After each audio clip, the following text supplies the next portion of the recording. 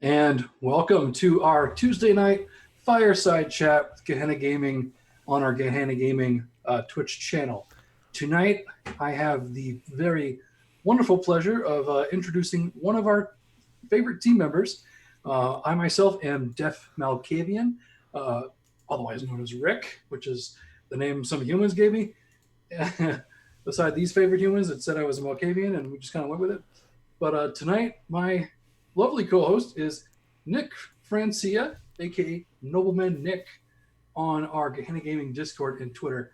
Nick, how you doing today? I am doing amazing today. I'm super excited to be on here and super happy to be interviewed. Like You that's had the day off, sir. I did have the day off. That was nice too as well.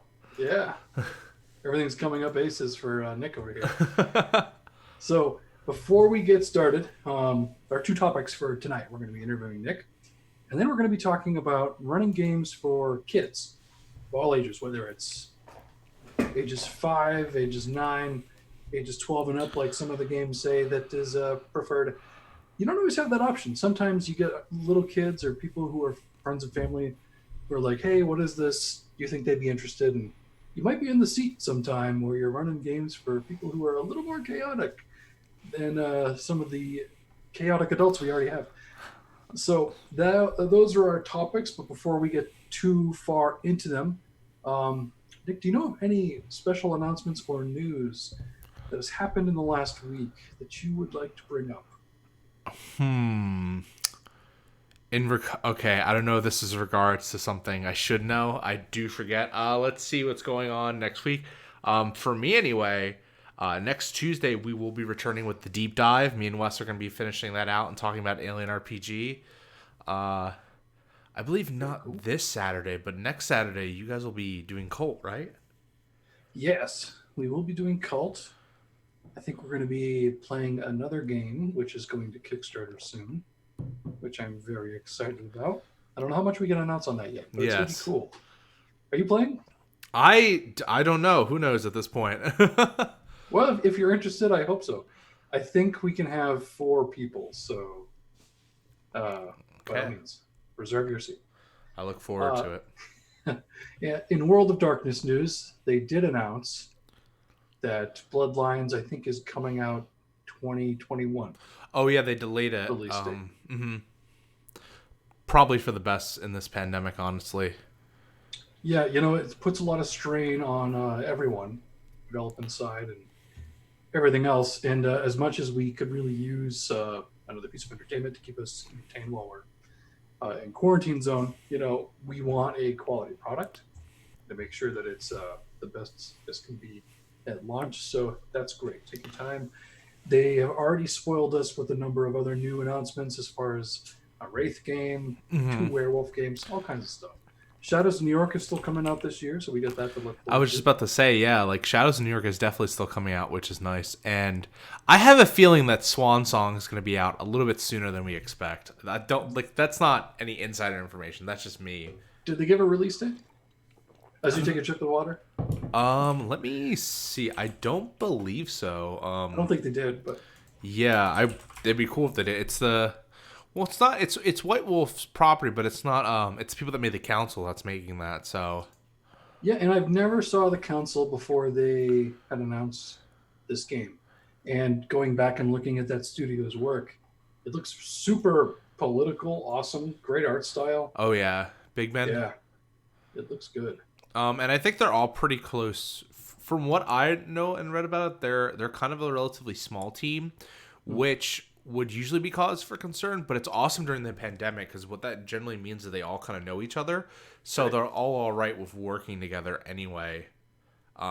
So they don't have to necessarily break quarantine to keep working on correct. the game, which is where I'm guessing is happening with Bloodlines 2. It's just you hit Paradox. You have this huge company, all these people working on it, and you can't really work from home because of all the, NDA and just like trade secret Right. stuff. So Well, I mean, other than that, we've still got chapters coming out this year in the board game. I believe Rivals was funded, and yep. that's a card game that's coming out that looked great too. Actually, if you have Tabletop Simulator on Steam or wherever you play it, there is a demo for chapters on there that I checked out. Okay, I do remember seeing that. Yeah, it was pretty cool. You kind of run through it solo play. I liked it. I mean, I'm interested to see more. And that was cool. Can you play that game solo? Yeah, that's awesome. I know this is gonna sound a little like it's a little sad, but I love playing board games you can play by myself. As a person that generally like doesn't get to play with friends a lot of board games just because of like what's been happening, it's great to get those solitary games now and again. Yeah, hey, and if you can't get a group together, whether it's online or anything else, a game like that's kind of perfect. So I'm excited for that one. But anyway, in other news, I believe this week they had a stream going on for Call of Cthulhu, Harlem Unbound. Just been kind of floating around there. That's amazing. Great. The Call of Cthulhu show. What was it? Oh, Lovecraft County? Lovecraft County. People are apparently it's out because my friends online are talking about the it. first episode premiered. Yeah, I don't have HBO, but I want to watch it so badly. Huh. Apparently it's based off a book, which I didn't realize. Yeah, neither did I. So that's cool. And I guess it's true to the source material. So, I mean, I'm behind on Westworld Season 2, so I might renew just for a month. There you go. Maybe I'll wait till Lovecraft Country's done and then just binge watch it. Oh man, that's someone. I was just telling everyone that was someone I really want on the show. How do you pronounce it? Is it Spivey or Spivey?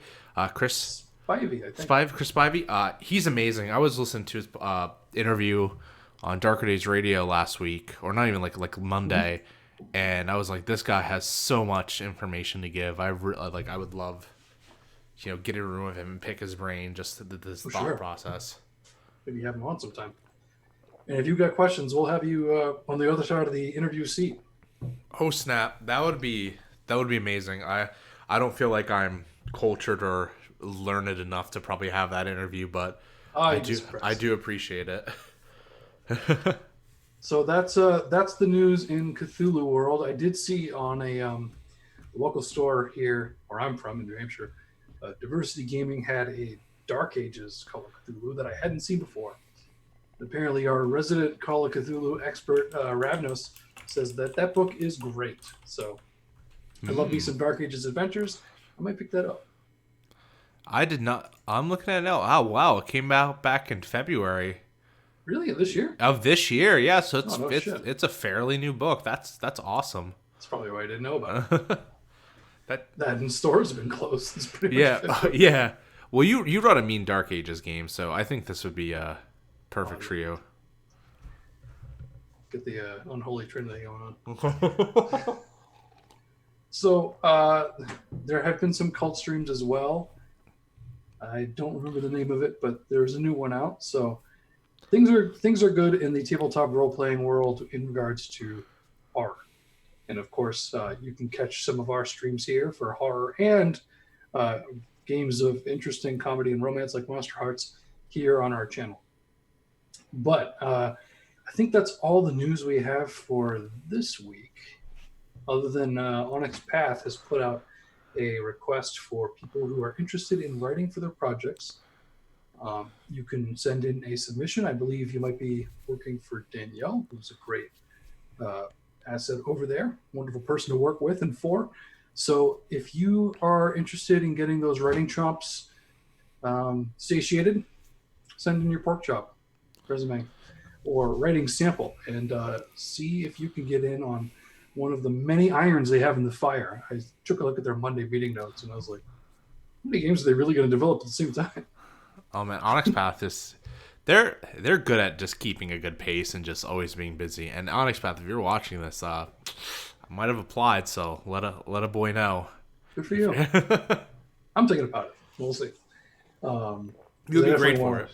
Yeah, we actually have other writing projects coming up, so I don't want to divide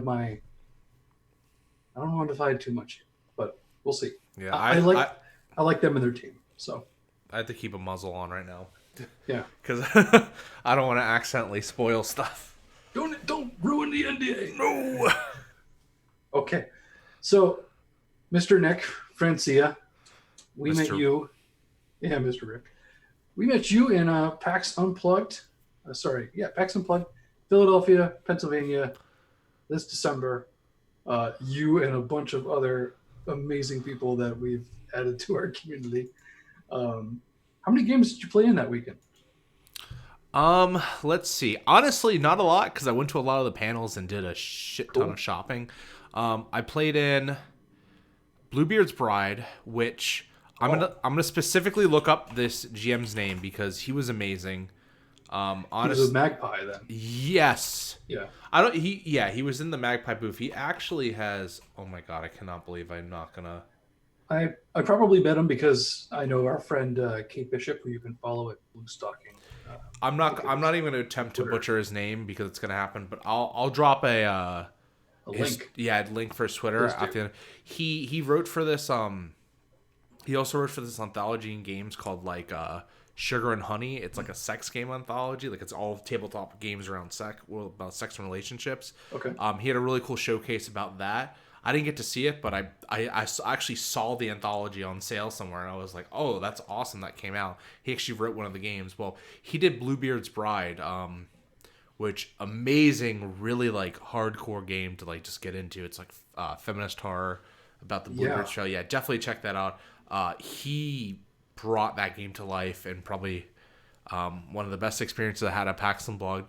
I played Urban Shadows as well because friends asked me to. They wanted to kind of check it out. And I was like, I'm ready to state some more Powered by the Apocalypse stuff. Nice. And then my last game, which, funny enough, I had been trying to get in all week. You don't know how many times I tried to sign up for this goddamn Vampire the Masquerade game. And then only get 2 spots at the very end. So me and my friend got to play. My friend Rob, who played the Malkavian. He was your buddy? Yeah, that was my buddy. That was my. I didn't know that. He was super funny. He's No, He's the one that channeled Charles Manson. Yeah. So I'll never forget that. Yeah, it was great. So we got to play that game together, and that was the last thing we did at con. So your game was super memorable, and obviously it made it. So that was like the last thing we did. You gotta tell him I said hi and that I still remember that because he was great. Like, oh no, definitely. He's an interesting guy. Like, shout out to Rob Comunes if you're watching the stream. We love you, buddy. Real. Man, yeah, he was very Malkavian. Oh, he's great at that. Before the pandemic hit, we used to all meet up and play a D&D 5th edition game, and he just has the best commentary. One of the funnest players to play with, and really dedicated to like all types of RPGs. We got to get him on an online game, dude. Oh no, we definitely do. He would be super happy to play. Well, cheers on him, and I'm glad you were able to get into one of our games. That was a crazy weekend. Yeah, it was insane. And honestly, I'm gonna admit, I hadn't even heard about Gehenna Gaming until 2 weeks prior. I was listening to Darker Days Radio, which I only had started listening to about like 2 to 3 months prior because I was like, I want to listen to a podcast. I was kind of done with my audiobooks at the time, and I wanted to listen to like a tabletop podcast that wasn't just actual plays because I'm not very good at listening to actual plays. Surprisingly enough, even though I do a lot of them. Yeah. And then they had an interview with I believe it was Mark and Ian, and they were talking about like that you guys would be there at PAX Unplugged, and then you'd be running all this horror stuff. And I just thought to myself, wow, this would be the perfect opportunity to play in some games with like some real seasoned GMs that do exactly what I want because I love horror games. That's all I ever want to play.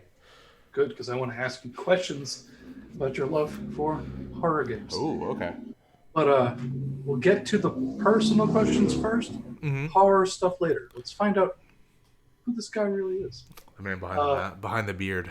Please tell us a little bit about yourself, even before you came on board with us in this wacky world of horror tabletop game.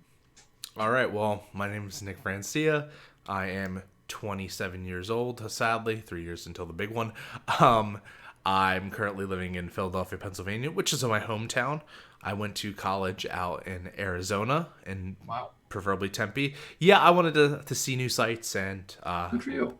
Yeah, and I stayed out there for a bit before moving back. A little more opportunities here. I got my major in digital video and audio as well as a major in game programming. I originally was a programmer and then I fell in love. I've always, as like a child, I always liked photography and like movies, and I kind of rediscovered that in college. So I went back and I was like, I kind of want to do more technical stuff, more. But I like programming, so I was like, I want to do more technical art. So I got into like visual effects and video editing and all that, which is kind of why I'm the stream producer at Gehenna Gaming. But yeah, I got a major doing that. Other than that, like my main job, I do a lot of like freelance opportunities. I do marketing, video editing, whatever's needed. I just kind of scour the sea. I got into tabletop design off of a request by my friend. I was just getting into PDFs, and like I was just learning how to do InDesign.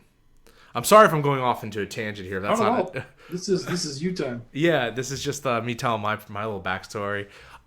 I'm really apt with After Effects, and then what I started doing is I started learning into InDesign because I wanted to make I love tabletop, but I was like, wow, it would be really cool to get into this industry somehow. And my thought process behind it was that everyone, there's probably like a crap ton of writers, because if there's something I know about the table, like just people that play tabletop, is they're really creative. And if you're really creative, 9 times out of 10, you probably have an aptitude of writing for some point. Makes sense. But I was like, but layout designers, I feel like that's something I could do and still use in other areas that necessarily won't the tabletop industry. So a friend asked me, because he knew I was getting into this stuff, a buddy of mine, Rahul Kanogia, who runs Rogue Robot Games, he was making a Pathfinder book. Pathfinder system that I know back and forth, like the back of my hand. Played a lot of it in college and like in high school, but now I've kind of like haven't touched it since, just because I've fallen off playing like fantasy stuff. But he was making this racial supplements of all these races for Pathfinder. He called it the Field Guide to Races, the Rogue's Field Guide to Races. And he was like, hey, Nick, I want someone to lay out the book. Would you like to do it? And I said, sure. And at the time, I was kind of like, I remember I was all alone in my apartment, and I was like, well, he's like, well, why don't you come we'll do work sessions at my house. So I literally, for the next 2 weeks, like as he was paying me, we sat down, we did work sessions house.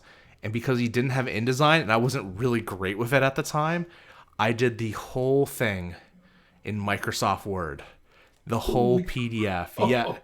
Yeah, so Microsoft Word's surprisingly powerful. You can... It's versatile, yeah. I still use Photoshop, so I still use stuff like Photoshop. Like I went and I designed a page texture on my off time that I could put as the background, and then I just did all the columns and stuff and edited a whole in Microsoft Word. And at the end of the day, like over this 2 to 3, it might have actually been 4 weeks actually. Over this month, we laid out, he was still writing the book. We laid out this 300-page plus book. Wow. And it came out, it's available in DriveThru RPG. It had moderate success from what he told me, but it's a pay what you want. It's Rogue's Field Guide to Rare Races. So if you want to check it out for free and see what I did in Microsoft Word, then you're more than happy to. From there, I was like, okay, I really want to start doing InDesign. I really want to start doing this and that. I was like, cool.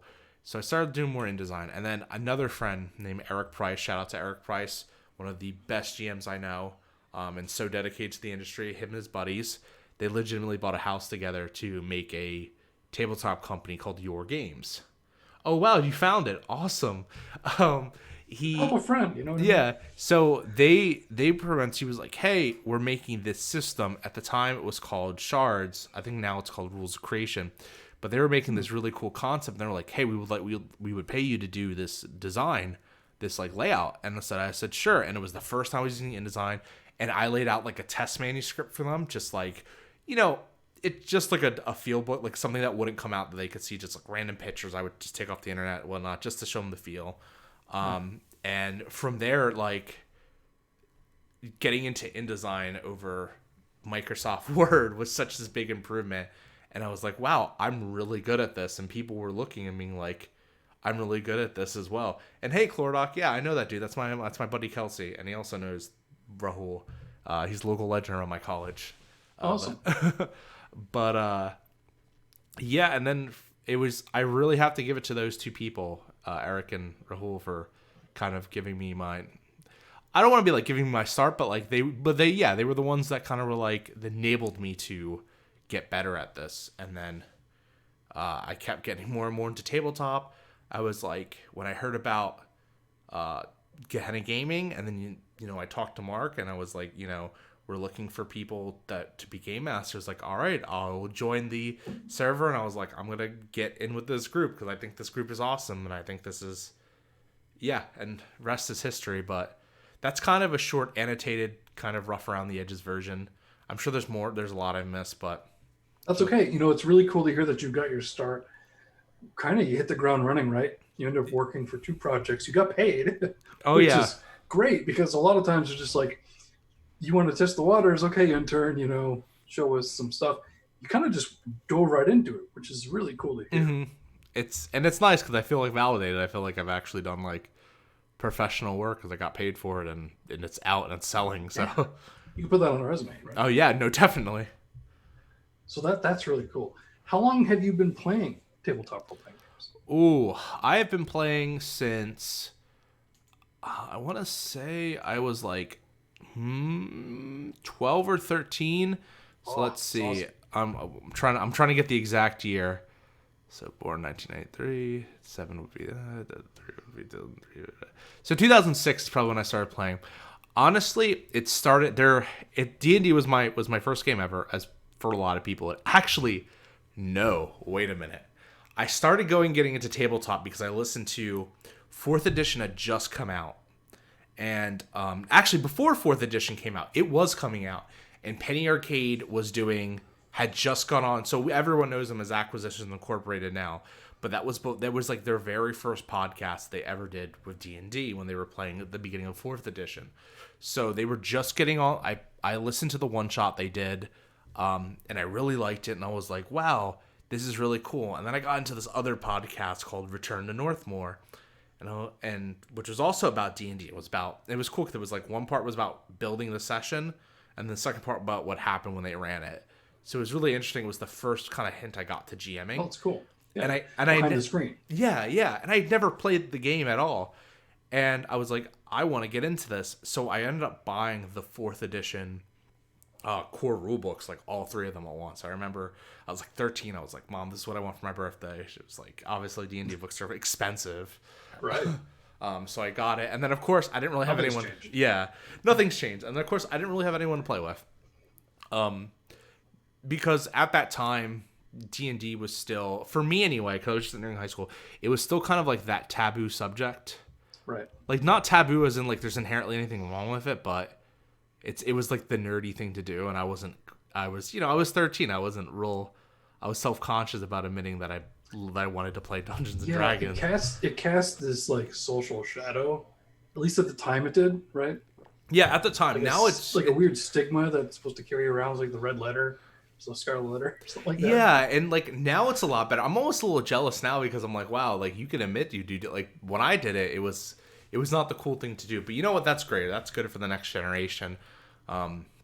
We carried that cross so no one else had to. But so from there, I started getting into online gaming because I had friends that were kind of interested, but it would take a while. It would take about a year before they finally all came around and was like, hey, let's go play. So I was 13. I ended up joining. My first game ever was a New World of Darkness game. Oh, cool. I know, right? And he was like, you know, I won't run D&D for you, but if you want to play, actually, I'm going to put a little more context to this. So before I did D&D and like all that tabletop, at age of 10 or 11, I really got into RPG Maker and making games. Oh yeah, that was PlayStation 2? Yeah, and well, then on computer. So like I had like RPG Maker 2003 on my computer, like illegally downloaded at the time because like it wasn't released in English, so you had to get the translated version. But whatever. Statute of limitations, they can't get you now. No, not anymore. Those files have been long wiped. So I started making like little games in there. Obviously, they were super crappy, but there was a site called RPGmaker.net or RMN, and I think I was within the first 1,000 members of that community. And that's when I actually coined the my username, which was Nobleman Nick, at like age 11. Because before it was like Gamer 55. It was like these. I think at one point it was Immortal Nick on like Neopets when I was like 7. Yeah, crazy, right? But like age 11, I was like, I want to make RPGs, or 12. I was like, I want to make games because I really like RPGs. That's super cool. Yeah, and from there, some of the community, there was a gentleman who his username was Asa.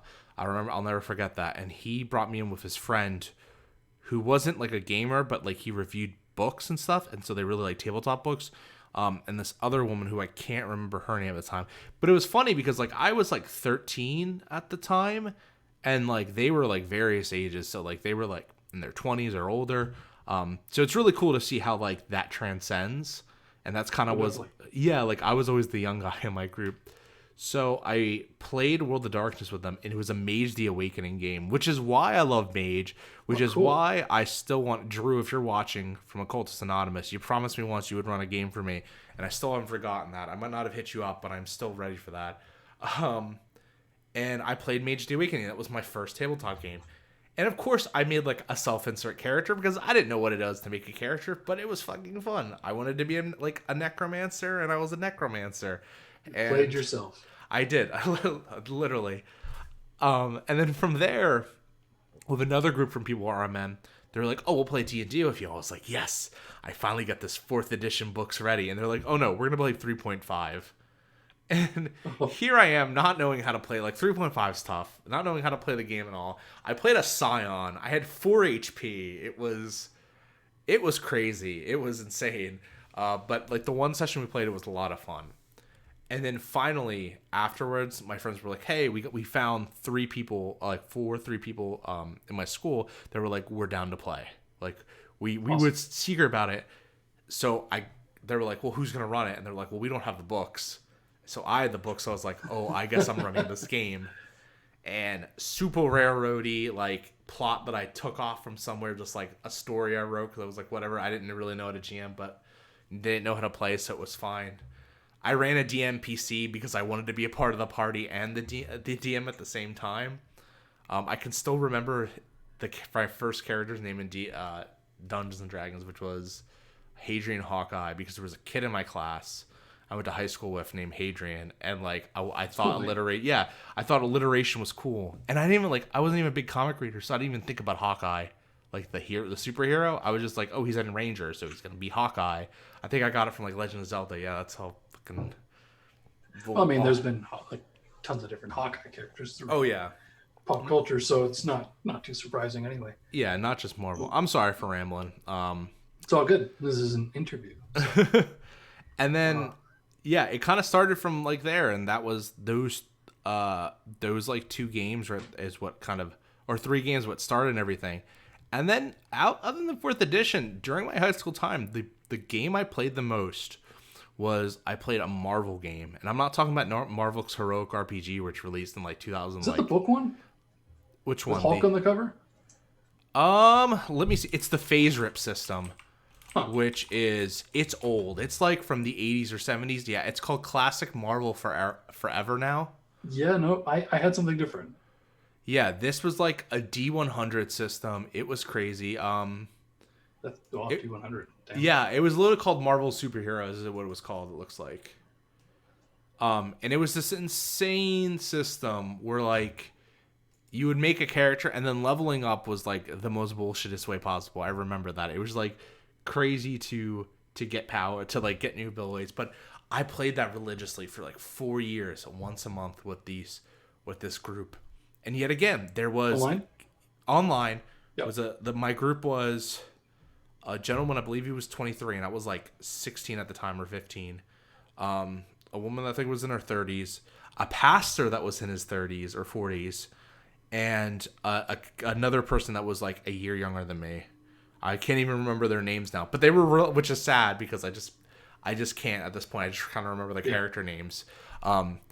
But it was so much fun. It was so cool to have like a monthly, even though it was only a month, like once a month, the game I could just go and play, and we were superheroes, and we drew our characters, and we acted out. And that was the game. Cool. I really started getting into like role playing and stuff, and I realized that was like probably my favorite part of playing the game. And and then I got into college, and from there, Well, no, so the Marvel stuff unfortunately ended, and then obviously I moved away from college from Philly, so I really couldn't play 4th edition with my friends anymore. But at that time, there's a gentleman, a Mr. Andrew Baldwin. I'll give him a shout out. We're still friends. Like I still talk to this guy, at least once a week, and we play an online game now together. But he invited me during my second year of college. Oh, and then my first year of college, I actually ran like a short-lived 3-session Marvel Mage the Awakening game, which is where I learned that Mage is super fucking hard to run. I can't run it. I had a blast running it for. I know. God bless some people. of our guys. Bless you and Drew for being able to run it, because I can't do that shit at all, because that's just too tough for me. But I'm not saying I got it right. I just made it entertaining. But isn't that what matters? Isn't that like exactly? Yeah, like I'm not too hard on myself about it, I guess. And then from there, like my second year, Andrew was like, "Hey, I'm going to be starting a D&D campaign 3.5. Would you like to play in it?" And I was like, "Sure. I've only played like a one-shot before. That should be fun." And I'll never forget, we had like these like rooms where people could study in the dorms called think tanks. Oh yeah, DM Web. Mage Ascension. Like, I've only played the Awakening because I'm just like a New World of Darkness hardcoreist. I've played like Old World of Darkness, and I just was not a fan of it. Yeah, so I've got just about every Mage the Ascension book, and I love a lot of the lore and the things you can do with it. But man, oh man, those are some complex rules. And I think I've said it here before a couple times. If you can't run a game as a one shot with strangers at the con, the rules are probably too complicated. Oh my god! Right? No, it's. I'm sorry. I'm recognizing the chat. There's the Witch Lore 2. I think I know who this is. It's someone I went to college with, but I recognize the icon because it was a Facebook photo. Wait, I'm gonna. Who is that? Who are you, Witch Lord 2? I know who this is. Oh my god! Down the rabbit hole. Oh, yep. Apparently, you know each other. Yeah, because I recognize the avatar. Like Mark, he says. Well, welcome, Mark. Okay, to yes. our Gehenna Gaming chat. Interviewing Nick tonight. He's been one of our fantastic team members. He does. Nick nailed it out of the park with our virtual HorrorCon, with a lot of our production and screens. Made things look great. You and Mark and a lot of the other team members we brought on have just been fantastic for that stuff. Yeah, Mark Siebold. Yes, I do remember. Yes, okay, yes, I do remember. Yeah, there we go. I knew that was you. But yeah, we had these awesome think tanks. There were just like these little rooms with couches in them where they weren't like soundproof, but you could go in and you were supposed to go in there and study. And like you would be away from people. They had desks and stuff where they had like whiteboards and markers. Awesome stuff. And we rolled characters up in there. I remember there were people running around. They're like, "What are you doing?" And I'm like, "We're playing Dungeons and Dragons, motherfucker. This is what this ride's all about." And at college, it was the first time I was like real open about it because everyone else, like, no one cared. Everyone else is open. No one gave you a shit at college. Right. So like we would play in our common area and we would run every week. And I remember the first game was like religiously every week for almost 2 years. And then we did a second campaign and that took 2 years. And now they're on their third campaign. I had to leave like 6 to 8 months in, but they're like on year 3 and they're still going. Oh, that's great. Yeah. So they're fucking awesome. To my D&D group back in Arizona, I love you guys. I saw them back in February, but I'll be back soon. And yeah, those are kind of the live. And obviously, I played a lot of games during like one shots and stuff, and just stuff online. I really was into Mythweavers for the last 10 years, where I did like play by post games because that was my way to play a lot of games while not having to take up the like scheduled time and going and meeting in person. Yeah, that could be a really easy way out, especially if you've got a busy schedule. I've done that for the first time recently in the past 2 months, and it's been a good stress reliever. It's good. You have some good friends. You have a good time. So. It goes slow as shit though, right? Like I feel like that could be that should be an episode. So it goes slow as shit. Like a module, a module can take you like a year to run, if not more. Well, I'm playing vampire, so it's very like scene based. So it's not too bad. If it was D&D, I imagine it'd be a lot harder. Oh yeah, DM Web. Yeah, one shots are definitely. Yeah, I believe so, because it kind of sucks that you have this time frame where you're like, well, if it doesn't end after, like, you want to make everything have a good conclusion, so sometimes you end up having to flounder. But yeah, I think it definitely has more of a panic response, but I guess it's easier just to like get a group together to play a one shot, which is cool. Yeah, because then you have to director's cut everything that's in your head, right? You have so much planned out, and if you haven't run the one shot before, you don't know how long it's going to take necessarily. I think what they say in film school when you're writing scripts, each page is about a minute. Yep, or so, a page a minute. Right. So it doesn't exactly translate like that with role-playing games. But it should also note that on a script, a fight scene is literally made out as a single line as they fight. And that fight scene can be anywhere from 30 seconds to 5 minutes long. So certain scenes people are going to get stuck on. I remember running Alien RPG when I first ran it. My players still say it was the best game I've ever run because I was just super passionate about running it. I cut out like some of the biggest stuff from the third act, which is when like another ship comes in and boards, because we were just at the end of 6 hours and everyone was getting tired. I was like, all right, we need to finish strong. But what I find is the stuff that you cut out, yeah, it's sad that in your head that you have to cut out, but 9 times out of, but like your players are not going to know that. Yeah, they don't know. They think that you just ran the perfect one shot that you wanted to run. Yeah, that's like when I ran Mummy for you guys and I was like, oh crap, there was like a whole other place I was going to bring you guys. Oh, really? I ran out of time for. And I talked about it. If you didn't hear what my plans were, I'll have to tell you after. I really want to play another Mummy game with you because that game is super. I feel like this could be a whole other video where I really like Onyx Path over, and I love Chronicles of Darkness over World of Darkness because I feel like the game line systems that Onyx Path gives me, like with Demon, with Mummy, with Geist, and with Deviant, and even Beast, even though I've only played one Beast, they're so different and interesting. Like yeah, vampire's vampire, but Mummy doesn't feel like anything else, you know. It really doesn't. And I've had more time with the manuscript than I've read it. I think almost cover to cover now, so I understand a lot of the other mechanics to it. And there's so much great horror potential in there. I was telling Mark and Ian in a chat we were having, I'm like, you have no idea. Like, you can go into the Duat and they can literally mess with your soul. And then the next time you arise, you could be a completely different person. Yeah. You know? Or just so, like, we will do more Money Big Dad if you want in. I'll get you at the seat. I always loved in the book because I remember when I ran a one shot of like old Mummy, like first edition, when it was just regular New World of Darkness. Like, they were like, yeah, if you come across something, you could be like, hey, you guys have been here before. And you're like, what do you mean we've been here before? And you just do a flashback when you were first awakened there. Like, yeah. So we love Chronicles of Darkness. We could talk all night about that. This night's about you. Well, you might have asked you a question. You might have asked. Question, sure.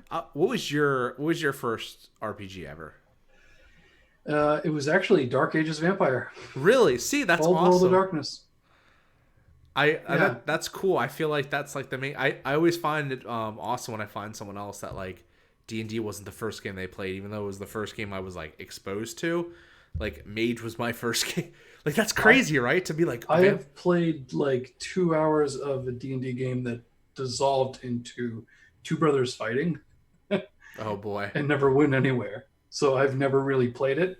I'm actually we'll get to this topic later, but I'm actually planning on running one for kids, which is why the next topic is running games for kids. Oh, you'd be perfect for that. I was telling you that before. Yeah, like so I'm gonna have fun with it. I'm getting interested in the fantasy side of things, role playing now as well. So you handled like 6 of us at that table. I'll never forget that. And we left there feeling really, really cool about ourselves. So I do think if anyone can handle the chaos, it'd be you. Well, I've got 3 of them, so I'm already a little tapped with kid overload, right? Whatever shuts them up and gets them focused for a little while. Candy, baby. I hope to be in your shoes one day with 3 kids too. Oh, there man. You go. Hey, if you're, I feel like an uncle and you can give them back. Oh yeah, I do have two nephews and a niece, and I'll hang out with them for an evening. I'll be like, all right, I think that was enough for the month. Yeah, well, I've been an uncle since I was 2, so it's Oh my god. A 20-person game? Yeah, we did. I ran I ran the first 2 hours, 3 hours, maybe more. And then I became my player character. Ian dropped out of his and we swapped. And he ran the second half of the scenario. That's crazy. Yeah. I've heard of like Wes March's games with multiple groups and they all come together in like a raid, and I was like, that's kind of cool. But I can't even imagine what system was this 20-person game This in? was V5 Vampire. It was my coterie of players that I had run and cultivated for about 8 months to a year. And then our V5 Providence game, in which I'm a player and Ian was DM for. It was those players in the end. So it was set in my campaign, not his. They were visiting, and cool stuff went down. I think I actually ran for more than 20. We ran at a bar one time, and there was supposed to be 3 storytellers, but one of them got stuck outside in a weird police situation. So it ended up being me and Dan McDonald who ran. Wait, he got stuck outside and police it like in real life? Like In real life, oh someone my god. was walking down the street with a gun and threatening people, and he ended up talking him down, and then the police came and helped the guy who had Lord. mental issues, but the other guy had to stay and answer questions. Yeah, that's insane. Wow. Okay. So he was gone for over an hour or two. Well, we continued to run a massive game that we rented out a room at a bar for, and there must have been like 20 to 25 players. It was me and Dan McDonald at that point. Kind of just, yeah, it was wild. I'm so jelly. I'm not gonna lie. You guys make me want to move to the New England area. We'll take anyone we can get. I mean, yeah. So if Wes comes with me, I'll go. I'll move too. Get Wes out of. My first time running V5, I think I had 13 players. No, it was second time because I ran for 2 people, and then my literal next game was 12 or 13. That's the curse of a GM. You know, they hear you once, and all of a sudden, that's like my buddy Andrew that when ran us in college. Like, our group started as let's see, I want to say our group started as like 5 people, not even. It might have been 4. No, I think it was definitely 4 or 5 people, and by the end we had like 7. And it was 4, and then we went to 7. I'm like, it's. I don't know how you did it. I struggle with 4 and 5. I think it takes a special special person, probably on the spectrum, to with a little bit of a death wish, maybe. Maybe. So you've talked about how you play online games.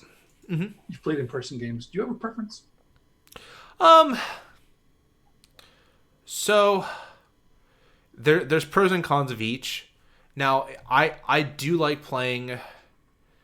Oh, that's a tough one. I do think playing in person, you can get a lot more role playing done in terms of like because you can do like little like micro things and like you're kind of locked in when you play in person. Like you can't just like leave the table. You're there. So yeah, I always will prefer in-person things because online you can kind of get distracted. You know, you have a computer. Like I have a second screen, and I'm like looking up like RPG products as we talk, as you keep rattling them out and reading them. So like it's hard for yourself to be, especially for me, because like I have ADD, or ADHD. I still don't even know, to be perfectly honest. I probably should get on that. But I'll like literally like my concentration like goes like a mile a minute. So when I'm in person, it's easier to do. But I will say on online games, I end up getting to meet a lot more people and play a lot more different games.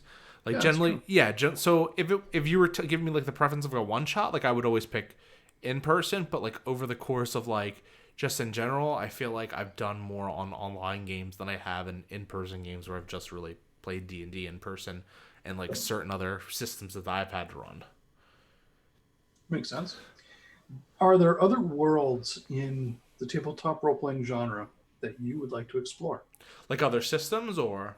Other systems, other games, or even like you've played D&D and you liked Eberron, but you haven't played in Oh, something okay. else kind of thing. So D&D, I always said the game I would come back for was someone to run Dark Sun, because I really like to play like the last vestige of hope in a world that's like completely messed up.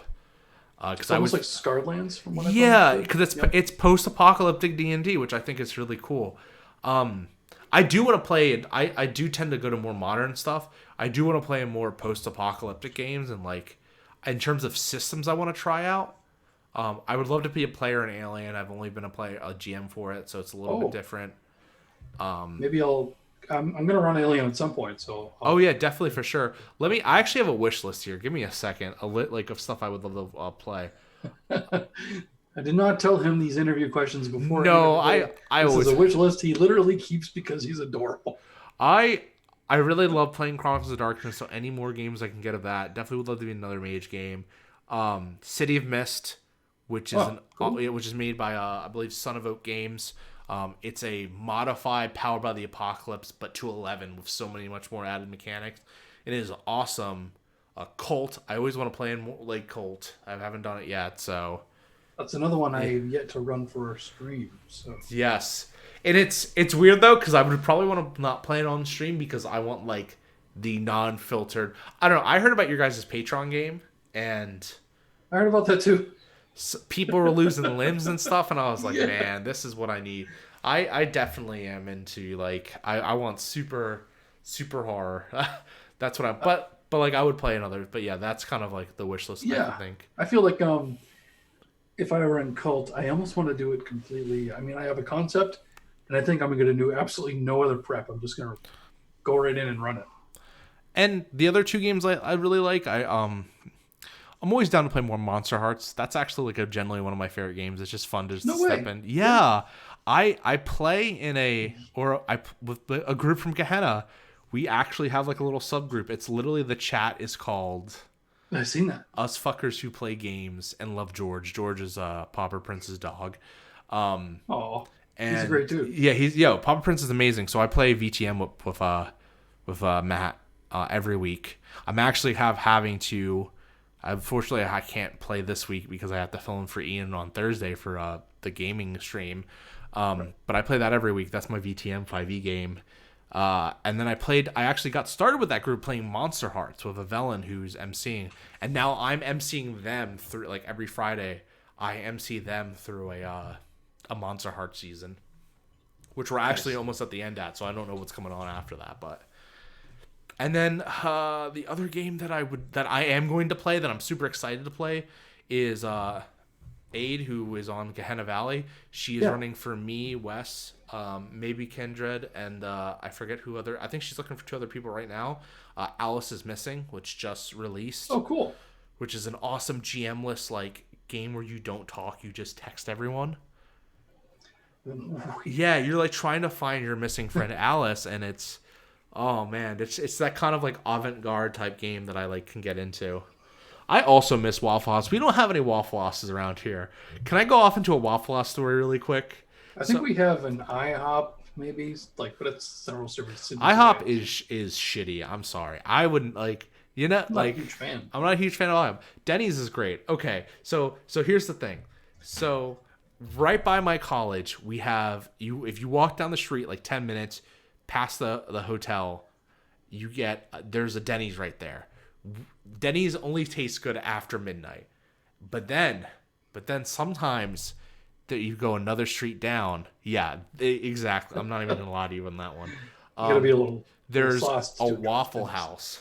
Now Waffle House is only good after 3 in the morning.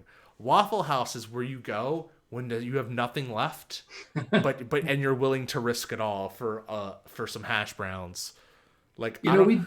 we did that after one of our nights at Unplugged. We went to this diner in your city that was open super late, and they served beer with pancakes and shit. It was so bizarre.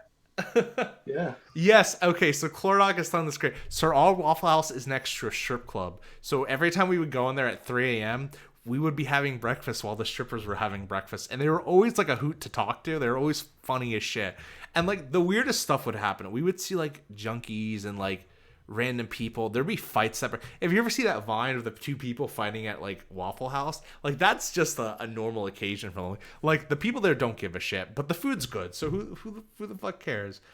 Denny's was also fun. Denny's is good. I always used to get the same thing at Denny's. I can like just whenever I was like super out of it drunk, I would just go and get this. It was called the Bacon Slam Burger, and it was just burger with like eggs and bacon on it, and just. Oh god, it was just a mess in cholesterol city, but you would eat it and you would be just cured of all your I would never wake up with a hangover after I ate that. You heard it here first. And one of my friends from high school, in fact further back in high school, Webster, is in the chat, and he also is a fantastic DM storyteller. You can check him out. Webby, why don't you plug your podcast in the chat? Yeah, Webs. Yes. Good to see you, Mr. Webster. So I get to cross that. What do you eat after crazy late night binging? Okay, so dice rolling session. So Witch Lord Mark in the chat will know because he went to the same school. Right down the street is the Denny's and there's the Waffle House. Like it's just the rite of passage. The walk to Denny's. It's like a walk of shame. Indeed. So yeah, Webby does Dungeons and Distractions, which is a cool and hilarious D&D actual play podcast. Let's see. We answered some of these. Oh yeah, I'm just going off. If you could write for any IP, what would it be? Oh, any system? Yeah. So, I either want to write for Onyx Path, and who knows, with the submission, maybe that is the way to go. Onyx Is there Path. A specific title though that you. Chronicles of Darkness. I don't care which, but I would want to write for Chronicles. I know it's surprising. People are like, you don't want to write for White Wolf and Vampire. I'm like, I feel like they have a lot of good writers already, and I feel like I don't have enough love for that system where I could give it in. But I feel like with Chronicles, because I feel like I constantly have to go. I've been fighting with people that like Chronicles is better than the normal world. I've had that fight over 100 times. And I will die on that hill every time. It's not a bad hill to die on. It's not a bad hill to die. It is my, it is my hill to die on. I would write for them. Specifically, like I want to write for like Deviant or Mummy. I think would be cool. It's cool. I know, like whenever they start whatever new Demon, I was like, wow, that would have been real cool to write. But yeah, Chronicles, and then I would love to write for Free League. Free League is publishing some great stuff. So yeah, I can't say I blame you.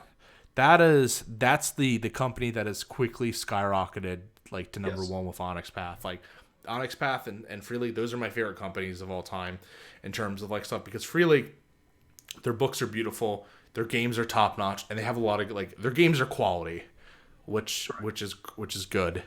And they it's funny when you see a company specifically win awards for layout. And that's something that you're passionate about. I know. Morkborg, I have no want or desire to play OSR at all, but I just love the look at that book. Like it is so cool. I had a huge talk with Mark about that. I was like So speaking of which, this week I think someone posted miniatures for D&D of people in wheelchairs, which is fantastic. Oh yeah, I think that's great. And of course you've got trolls who are like, reasons. Morkborg and a bunch of other tabletop systems immediately. I think Morkborg was the first one that came out with artwork of someone in a wheelchair that had spike wheels who was running over a skeleton, and there was just blood popping out everywhere. I have no idea. Yeah, Morkborg. I have no idea why people would be mad at that. Like, okay, you have chairs in the Middle Ages, right? And you have wheels in the Middle Ages, so it stands that you could combine those two and make wheels. It's just made of wood. Like what? If you've got an artificer class, anything goes, right? If you have a horse, it's dismounted. Like I know, people just want to complain. Yeah. So, one shots or campaigns?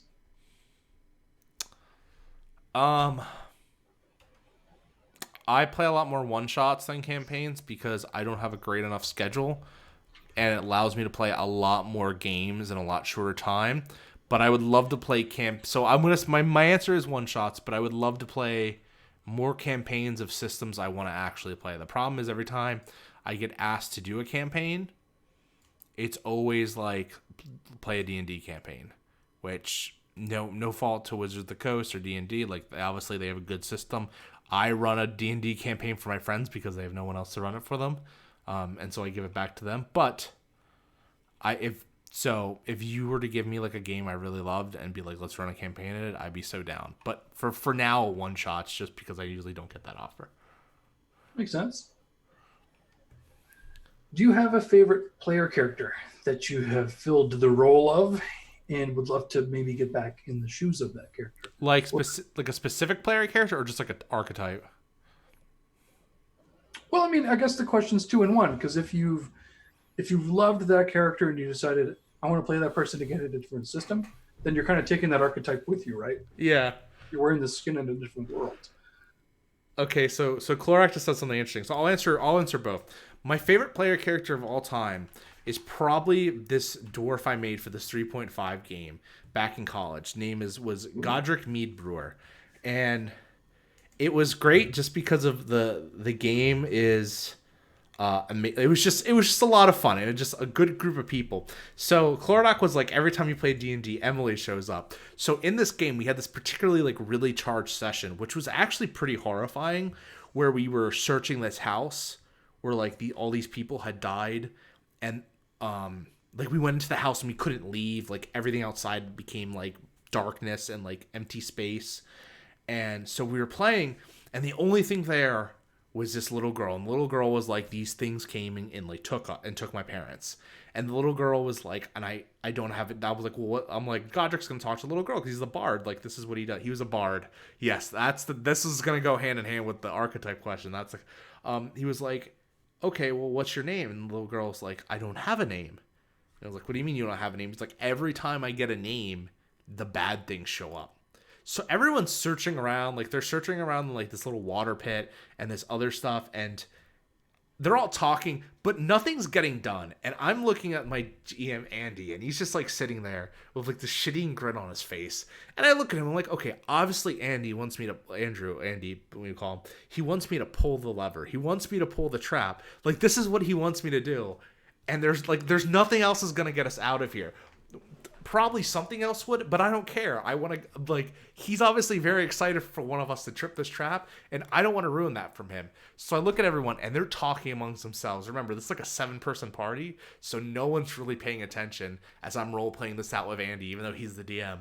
And I'm like, you know what? I'm like, Godric's like, you know what? I'm going to give you a name. And she's like, don't do that. I was like, I'm going to give everyone a name, everyone. And no one's paying attention to me or the DM at all. They're just talking. I'm like, all right, I'm giving her a name in 5, 4, no one's saying anything. I'm like, all right, your name is Emily. Just the first, like, typical little girl name I can think of. And then Andrew slams his fist on the table and goes, everyone stop.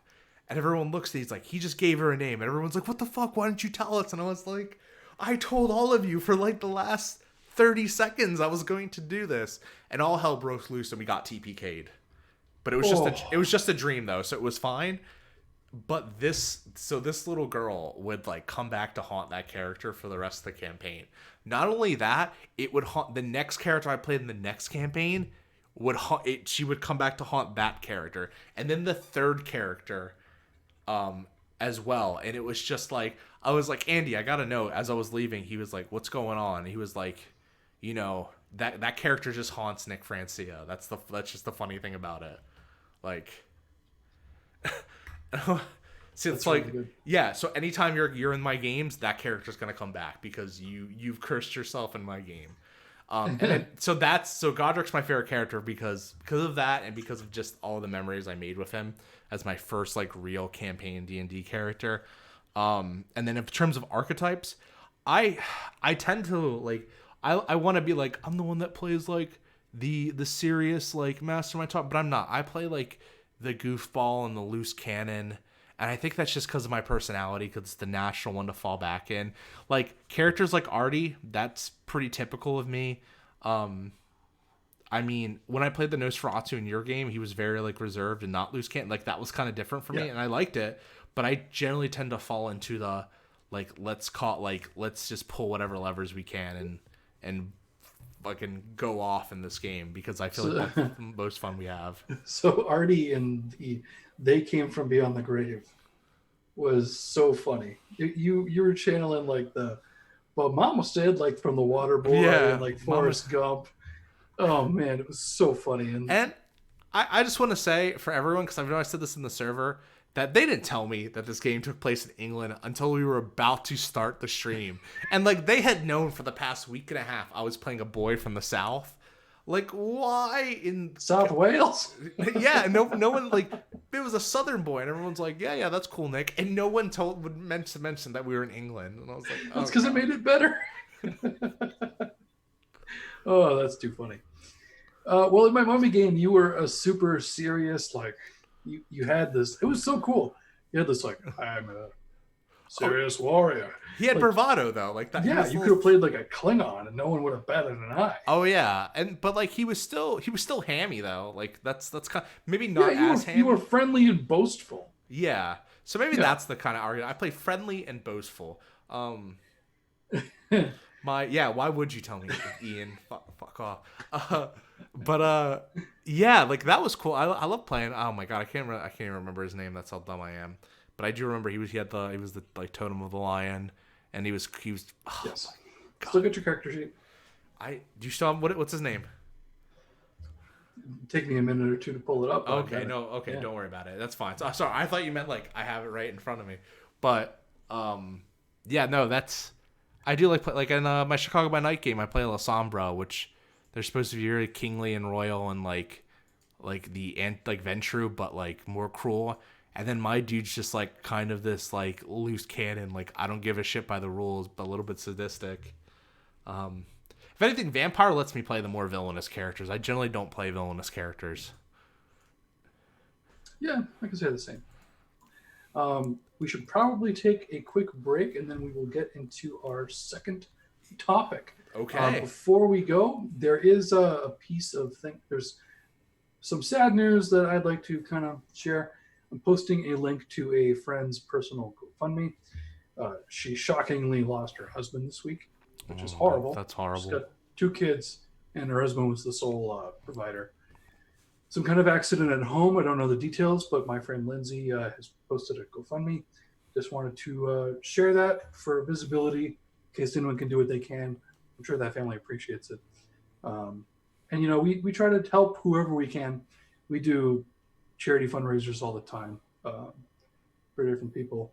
But, you know, we care. We are jerks and ridiculous people who run horror games. But it's weird. Sometimes those kind of people have the biggest heart for things like this. And anyway, yeah, our heart goes out to them. She's a wonderful lady, and all the strength and power to her. So thank you, everyone, for tuning in. And we'll be right back with our second topic, which is running games for kids. Ba-ba-bum. Oh wait, I'm the one controlling the stream. I'm sorry, I'm an idiot. wait. Don't cross the stream. Don't cross the stream, my dudes. Wait, my mic's still on.